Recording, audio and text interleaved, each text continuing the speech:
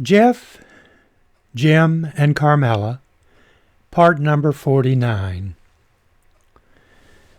When I read Carmela's words,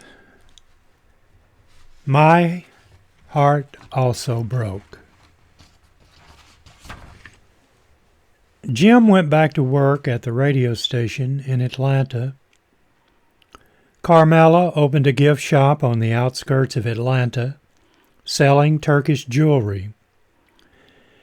Jeff passed away first, and Sophie contacted Jim and Carmela, telling them he was cremated and she had his ashes.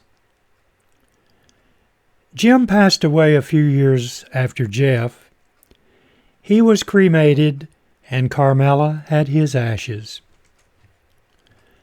Carmela fell down the stairs of her home in Atlanta, and she moved back to Spokane to live in an assisted living home to be near her childhood friend.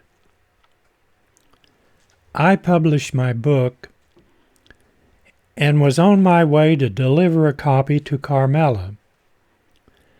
I had phoned her telling her the book was published.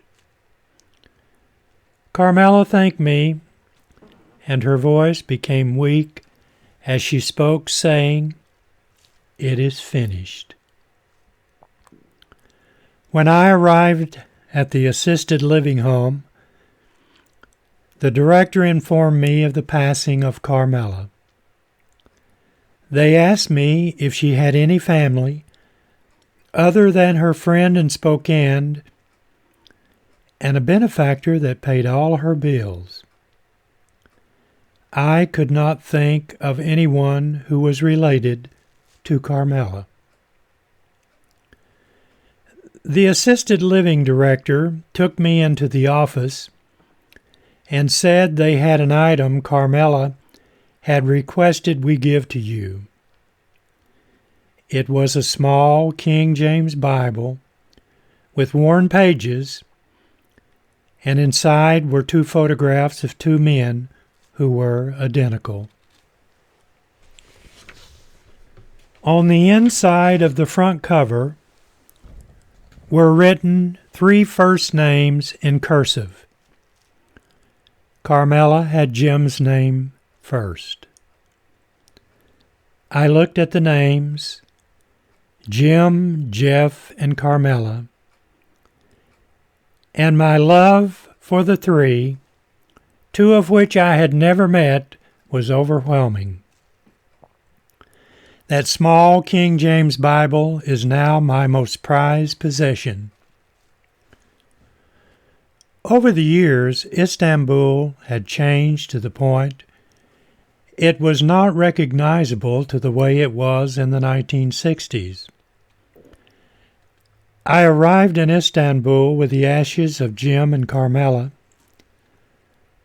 Mehmet's grandson had driven Mehmet to the airport to pick me up. Although I had never met Mehmet, I felt like I knew him.